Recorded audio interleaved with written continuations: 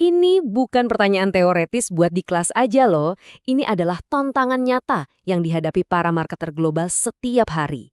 Dan jawabannya, wah, ini yang seru. Jawabannya itu bisa mengubah total cara perusahaan-perusahaan raksasa dunia berpikir soal produk, harga, dan pasar itu sendiri. Oke, jadi dalam beberapa menit ke depan kita bakal bongkar kerangka kerja yang dipakai para profesional buat ngejawab pertanyaan tadi.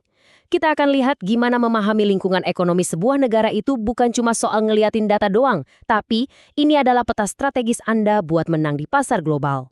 Sip, kita mulai dari dasarnya dulu ya.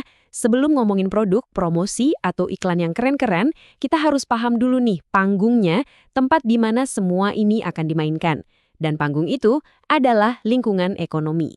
Coba deh, bayangin lingkungan ekonomi makro itu kayak corong raksasa ini. Semua faktor gede, kayak daya beli masyarakat, infrastruktur, stabilitas ekonomi, semuanya itu nentuin mana keputusan marketing yang bakal berhasil dan mana yang udah pasti gagal dari awal. Anda nggak bisa ngelawan gravitasi ekonomi, jadi ya mau nggak mau harus belajar menari ngikutin arusnya. Nah, pertanyaannya, gimana cara kita mulai membaca lingkungan yang rumit ini? Gampang, kita mulai dari aturan main dasarnya dulu. Karena pada dasarnya setiap negara itu beroperasi di bawah salah satu dari 4 sistem ekonomi utama. Yang keren dari matriks ini tuh kesederhanaannya. Cuma pakai 2 sumbu aja. Siapa yang punya sumber daya dan siapa yang nentuin sumber daya itu mau diapain, kita bisa langsung memetakan lanskap ekonomi seluruh dunia. Oke, kita bedah satu-satu ya tiap kuadrannya. Yang pertama, kapitalisme pasar. Gampangnya, di sini konsumen itu raja. Permintaan dan penawaran yang nentuin hampir semuanya. Peran pemerintah apa? Cuma jadi wasit, mastiin semua mainnya adil. Sekarang kita ke kutub seberangnya, sosialisme terencana terpusat. Kalau di sini, pemerintah itu bukan lagi wasit. Wah, bukan. Mereka itu pemain, pelatih, sekaligus yang punya stadionnya. Semua keputusan ekonomi datang dari atas ke bawah. Titik. Terus ada juga nih yang campuran. Namanya kapitalisme perencana terpusat. Di sistem ini, orang-orang swasta boleh punya bisnis. Tapi, pemerintahlah yang pegang kendali buat ngarahin sumber daya itu harus kemana. Biasanya sih buat ngejar target-target nasional tertentu. Satu lagi yang campuran, sosialisme pasar. Di sini, negara yang punya dan ngontrol industri-industri penting, kayak bank atau energi. Tapi, mereka ngebiarin pasar bebas meledak di sektor konsumen. Contohnya ya kayak e-commerce dan retail.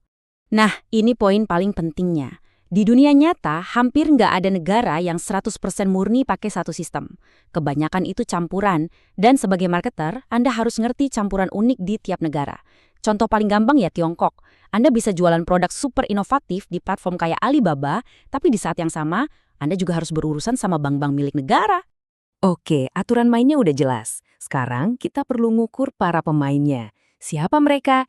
Ya para konsumen alias daya beli mereka. Nah, disinilah konsep piramida ekonomi masuk. GNI per kapita, ini semacam termometer cepat buat ngukur potensi pasar.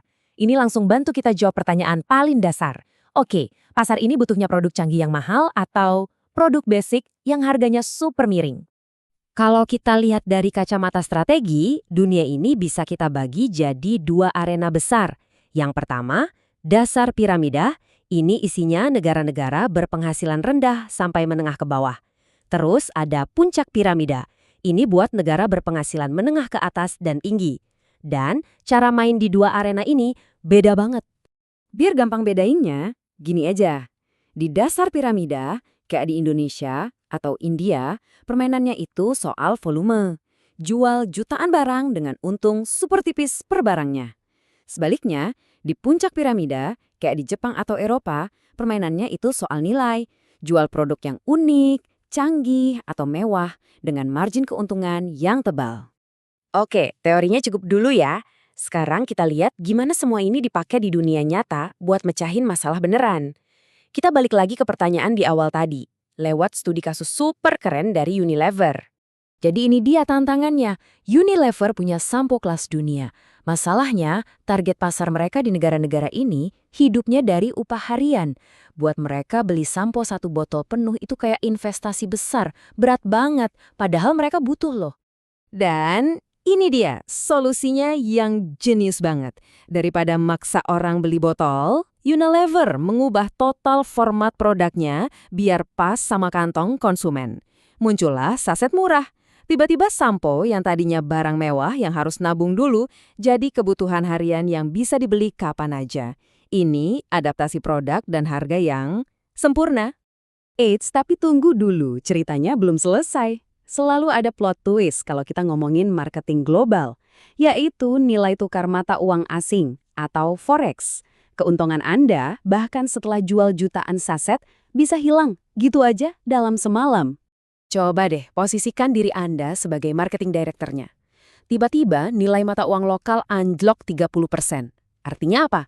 Biaya bahan baku impor Anda langsung meroket. Nah lo, gimana caranya Anda ngejaga harga saset tetap murah buat konsumen yang sensitif banget sama harga, sementara biaya produksi Anda membengkak? Apa formulanya diubah? Ukurannya dikurangi? Ini dia dilema nyata yang dihadapi setiap marketer global. Oke, jadi dari semua pembahasan tadi, apa nih intinya yang perlu kita pegang? Kita rangkum semuanya jadi satu panduan praktis, 4 langkah simpel yang bisa langsung Anda pakai. Pertama, pahami sistemnya. Anda main di pasar bebas atau pasar yang diatur ketat? Kedua, kenali GNI-nya. Target Anda dasar atau puncak piramida. Ketiga, awas sama forex. Pantau terus nilai tukar mata uang, jangan sampai keuntungan Anda ludes. Dan yang paling penting keempat, beradaptasi. Sesuaikan produk, harga, dan strategi Anda dengan 3 poin tadi. Pada akhirnya, kuncinya cuma satu. Punya produk terbaik di dunia itu percuma kalau nggak nyambung sama realitas ekonomi pasarnya. Jadi, dengan memahami landscape ekonomi, Anda itu bukan sekedar jualan produk. Anda sedang membuka sebuah dunia baru yang penuh dengan peluang.